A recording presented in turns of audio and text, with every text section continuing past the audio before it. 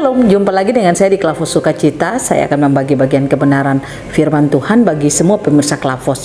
Namun sebelumnya mari kita berdoa. Bapa, kami rindu untuk Engkau terus memberkati kami dengan firman-Mu.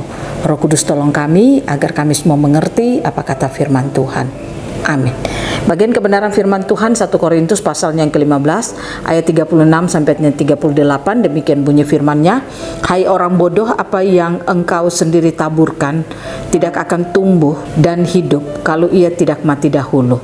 Dan yang engkau taburkan bukanlah tubuh tanaman yang akan tumbuh, tetapi biji yang tidak berkulit, umpamanya biji gandum atau biji lain.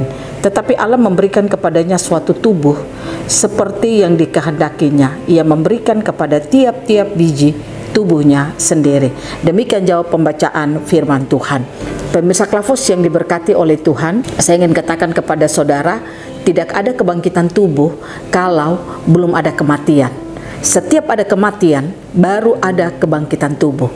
Artinya, kalau kita baca lewat firman Tuhan saat ini, tidak berbicara soal kebangkitan tubuh secara fisik, tetapi kebangkitan tubuh yang dimaksudkan di sini adalah kebangkitan tubuh roh kita.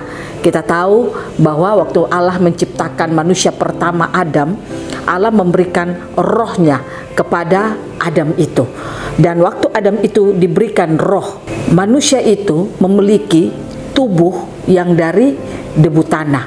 Waktu Allah menghembuskan rohnya ke dalam manusia pertama, maka manusia itu mengalami kehidupan. Dan manusia itu dijadikan oleh dua unsur, yaitu unsur surgawi dari Allah sendiri, yaitu rohnya, dan unsur bumiwi, yaitu tubuhnya dari debu tanah.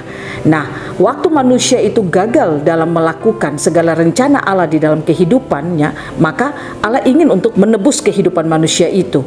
Dan untuk melakukan penebusan bagi manusia, maka manusia harus mengalami kematian di dalam hidupnya. Nah, kita bersyukur kepada Tuhan karena Dia memberikan anaknya Yesus Kristus bagi kehidupan saudara dan saya.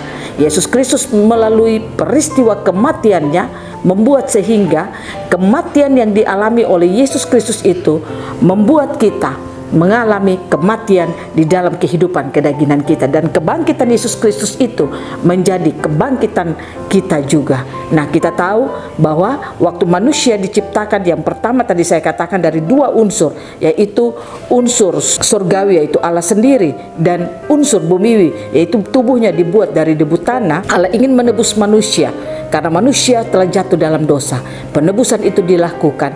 Allah mau manusia itu tidak langsung jadi seperti Adam yang pertama, tetapi manusia itu Allah mengerjakan seluruh kehidupannya lewat benih. Nah, benih di sini adalah Yesus Kristus itu sendiri.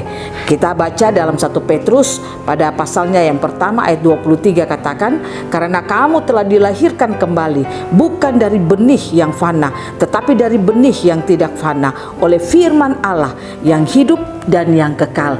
Nah, kita bersyukur benih Yesus Kristus, benih itu diberikan bagi saudara dan saya, supaya kehidupan saudara dan saya mengalami kehidupan yang selalu diberkati Tuhan.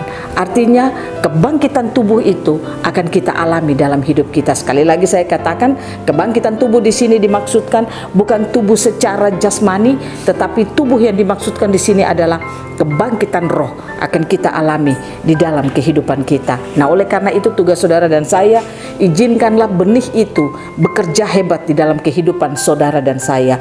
Firman yang diberikan bagi kita itu adalah benih, karena firman Tuhan berkata Yesus Kristus adalah firman yang menjadi daging. Dia adalah benih yang diberikan bagi kehidupan kita umat yang percaya kepadanya. Dengan benih itu, maka kehidupan saudara dan saya akan mengalami pertumbuhan di dalam kehidupan kita. Nah, oleh karena itu pemirsa Klavos yang diberkati oleh Tuhan, kita bersyukur benih Kristus diberikan bagi saudara dan saya. Benih itu mati menandakan kita pun mengalami kematian daging kita. Benih itu bangkit, maka menandakan kebangkitan kehidupan kita, yaitu kebangkitan tubuh akan kita alami dalam hidup kita. Memang tubuh kita ini seperti tadi dikatakan dari debu tanah, tapi kita bersyukur bahwa tubuh kita yang terbatas, tubuh kita yang penuh dengan masalah dan bisa saja mengalami masalah di dalam hidup kita, tetapi benih yang diberikan dalam hidup kita itu, benih itu akan membuat tubuh kita yang harus binasa itu tidak lagi mengalami kebinasaan.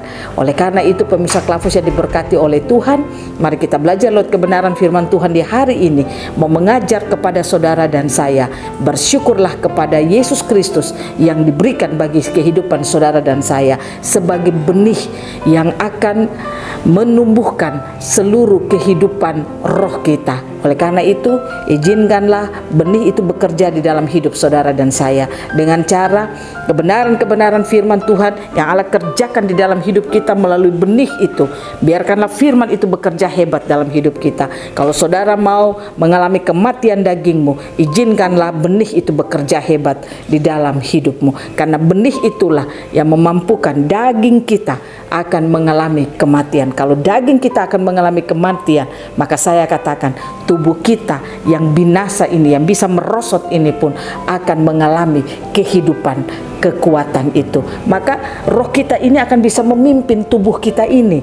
Roh kita ini akan bisa memerintah tubuh kita ini, sekalipun mungkin tubuh kita lemah, tetapi roh kita itu akan bisa memimpin tubuh kita. Oleh karena itu, bersyukurlah benih itu diberikan bagi saudara dan saya, sehingga ada kebangkitan Kristus, kebangkitan orang mati, maka ada pula kebangkitan kehidupan yang ada. Biarlah Tuhan Yesus memberkati kita, firman-Nya memampukan saudara dan saya untuk terus memberikan hidup kita dikerjakan lewat Allah, lewat benih kebenaran firman Tuhan yang ada di dalam hidup kita setiap hari, sehingga hidup saudara dan saya yang tadinya harus binasa, kita tidak mengalami lagi kebinasaan.